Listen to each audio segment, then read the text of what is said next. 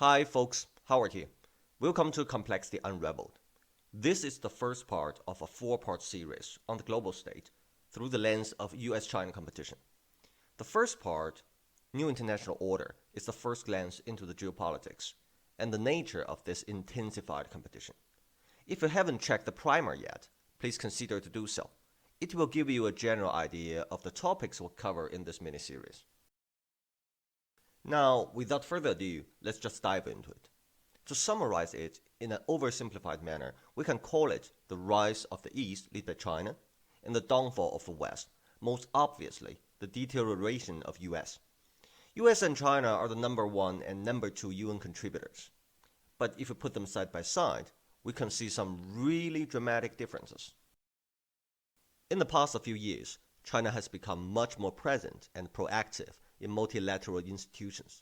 It has claimed the leadership in 4 of the 15 UN specialized agencies, and 4 rather high-profile ones for that matter: International Civil Aviation, International Telecommunication, Food and Agriculture Organization, and UN Industrial Development.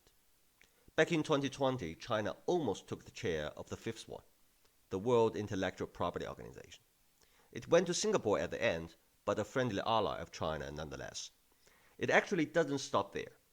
If we take a look behind the curtain, just to have a rough idea in terms of the political landscape of the remaining 11 UN agencies, it is quite obvious that more than half of them do have a pro-China stance. On the contrary, during Trump administration, US has withdrawn from more than 10 international organizations, or at least weakened its commitment. The list is actually quite long, from Paris Agreement to WTO, from Iran nuclear deal to arms control treaty with Russia. Just to be fair, President Biden has been trying to re-establish the multilateral policy and re-engage the global community. But 1 year after taking office, the approval rating dropped to merely 40%, which is the second lowest in American history. Just to put things into perspective, after everything that has happened in Turkey, President Erdogan's approval rating is still above 40%. Especially after the rather disastrous withdrawal from Afghanistan, it's a legit question whether the old US is really back. The active involvement in multilateral institutions is only one instrument. China certainly has other means to project its power and influence. Belt and Road Initiative is what we would consider the poster child of China's ambition. It consists of an overland economic belt and a maritime trading route to connect China with Europe and Africa. I mean, it sounds quite simple, doesn't it? But for this simple endeavor, China has spent estimated $4 trillion in the past 10 years.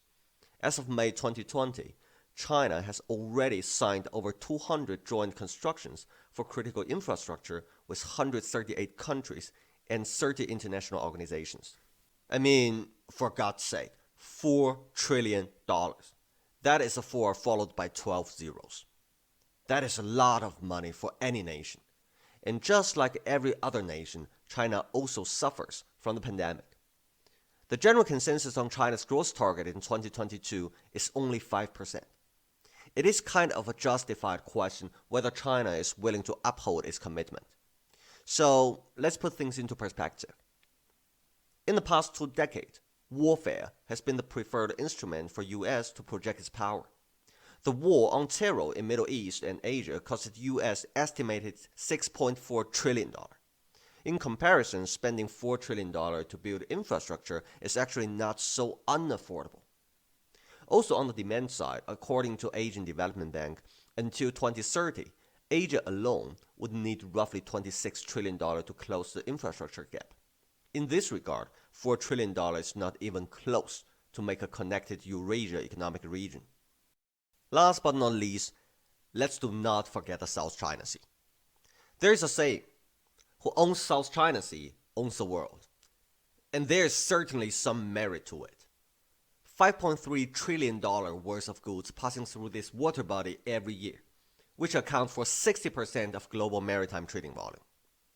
And as for China, it is even more important. 65% of its international trading volume is dependent upon this area.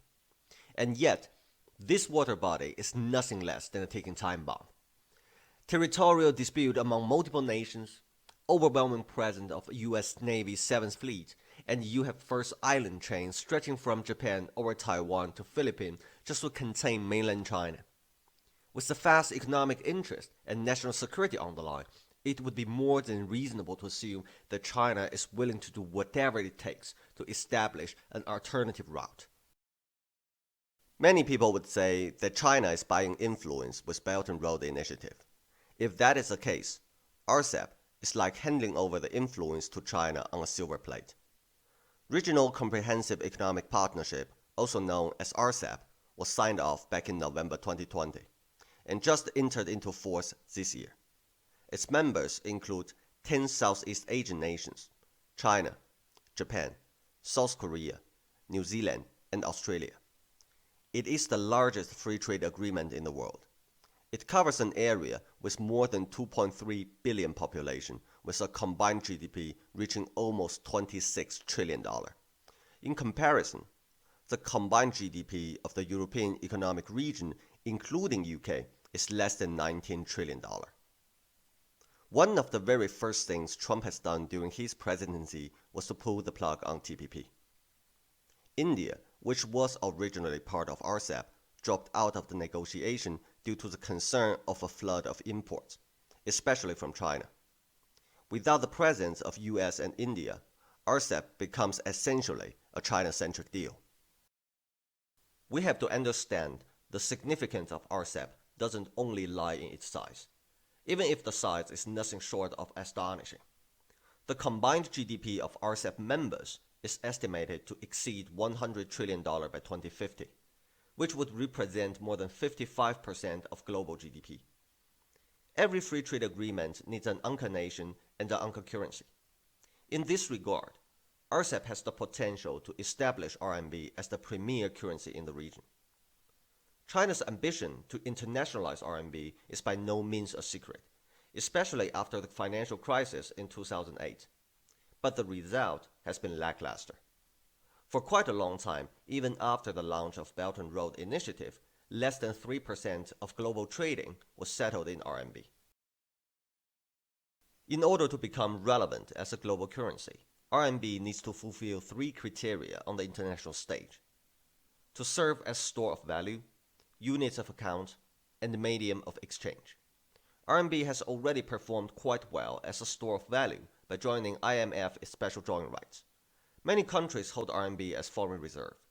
Morgan Stanley forecast that RMB would account for 5 to 10% of global foreign exchange reserve by 2030 and become the 3rd largest reserve currency behind US dollar and euro.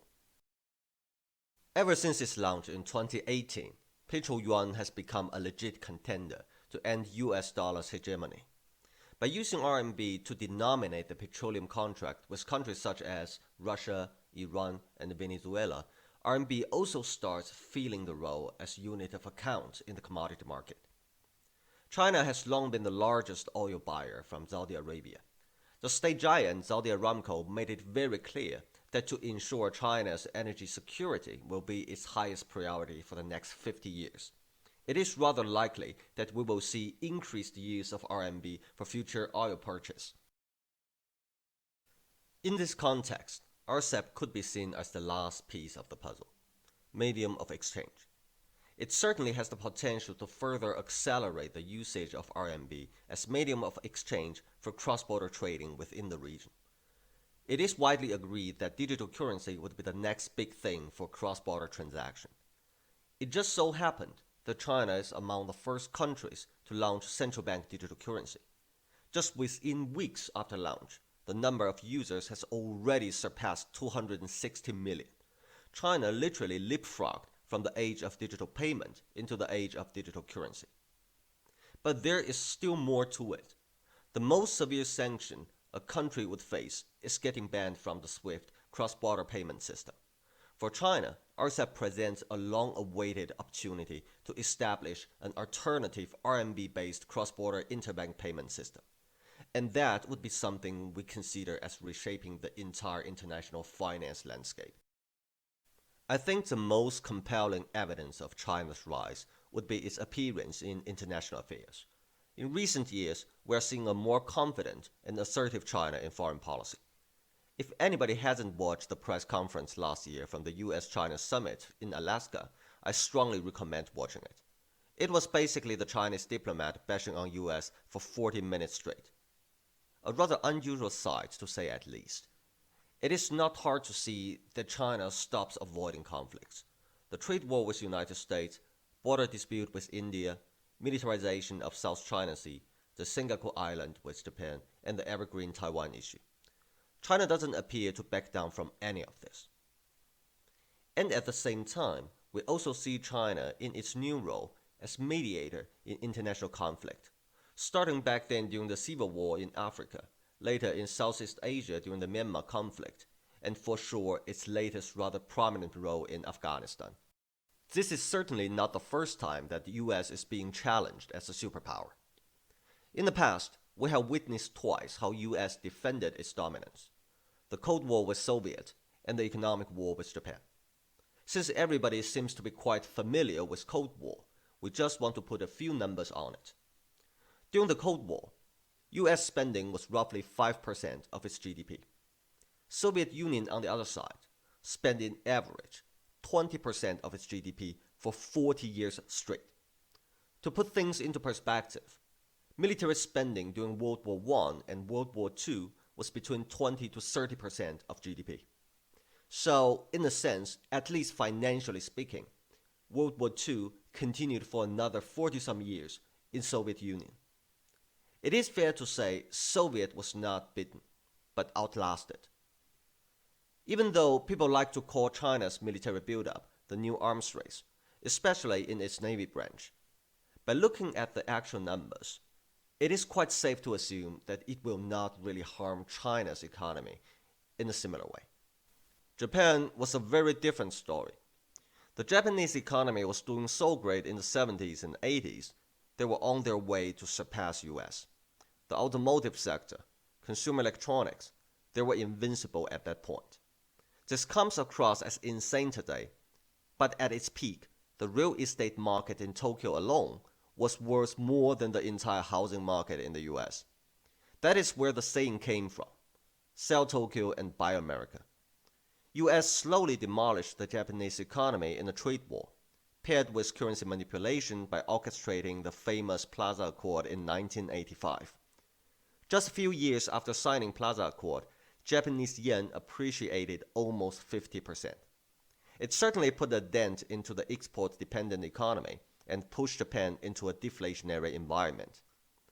Adding some rather questionable monetary policy from the National Bank into the equation, the once proud Japanese economic miracle ended up in a burst bubble and 3 lost decades.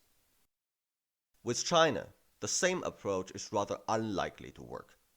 Despite the ongoing trade war with US, China's international trading volume hits a new record in 2021, exceeding $6 trillion. Directly attacking the currency could also be quite difficult. I can still clearly remember the late 90s, Asia financial crisis. It was started with George Soros and his quantum fund attacking Thailand's central bank. It went down pretty fast. Within like 3 months, Thailand baht depreciated 60%, and it was contagious throughout Southeast Asia. The Indonesian rupiah, Malaysian ringgit, and Filipino peso depreciated 47%, 35%, and 34% respectively. It was a bloody hell. Hong Kong dollar was their last target, and back then in the late 90s, China was still very early in its development, kind of like a baby panda. The GDP was roughly $1 trillion. The TLDR version of that is, they managed to defend their currency with merely $240 billion foreign reserve. Today, China is a completely different animal. Combined with Hong Kong, they have almost $4 trillion worth of foreign reserve. With that kind of war chest, you can almost fend off any kind of currency attack. This time, without any doubt, technology has taken the center stage in this competition. Who controls technology controls the world of tomorrow. And here are just a few examples. With semiconductor pushing the limits of physics, even if we exhaust every bit of the periodic table, we might have another 2-3 generations, maybe another 20 years run. In terms of semiconductor, we have to distinguish between chip design and chip manufacturing. Both countries are neck and neck in terms of design, but both heavily rely on TSMC for high-end chip manufacturing. Although, due to the US sanction, China has lost access to the EUV lithography, which can only be manufactured by ASML. It could well be the showstopper. It is generally agreed the development of EUV lithography is more difficult than the atomic bomb. It is more than evident that China is pushing its own lithography development and the domestic foundry business, but they are definitely in a tight spot. Quantum computing will become the next front for more processing power. US and China are the only two countries that have ever achieved quantum supremacy. In terms of 5G, Huawei is still the undisputed leader. You might wonder, Ericsson does not appear to be so far behind, does it? But here's the thing. The number 3 HiSilicon is actually 100% Huawei subsidiary, so China indeed leads by a large margin. As in the case of artificial intelligence, the most powerful generative pre-trained transformers are from China and US. GPT-3 from OpenAI has 175 billion parameters, and Wudao 2.0 from China has the exact 10 times more, 1.75 trillion. Nothing else from any other countries comes even close to that. The successor of GPT-3, the GPT-4, will have about 100 trillion parameters, and that would be a true milestone. You see, a human brain has roughly 80 to 100 billion neurons, and the total number of synapses is around 100 trillion. This means, in the next few years, we would have something that, at least structurally speaking, on par with a human brain. From personalized medicine to curing chronic diseases, genomics is the foundation. Also in this space, US and China are dominating. Two countries combined account for more than 90% of the patents involving CRISPR. Space aeronautics is another frontier. China and Russia recently announced their plan to establish a lunar base by 2027. Serves as a direct response to America's Artemis lunar program. At the end of 2019, US actually introduced a new military branch, the only one in 75 years, the Space Force. So, even though it sounds like a bad joke, but militarization of space has become reality. In our humble opinion, we are way past the age of global dominance. However, there's no doubt in our mind that the US-China competition will determine the geopolitical order for the upcoming decades. I hope the first part of this series could be of some help to you. If you are interested in this topic, we have 3 additional videos to shed some more light from macroeconomic, industrial, and governance perspective. If you want us to have a deeper look into any of the topics mentioned in this video, feel free to drop a comment. Thank you for tuning in and take care.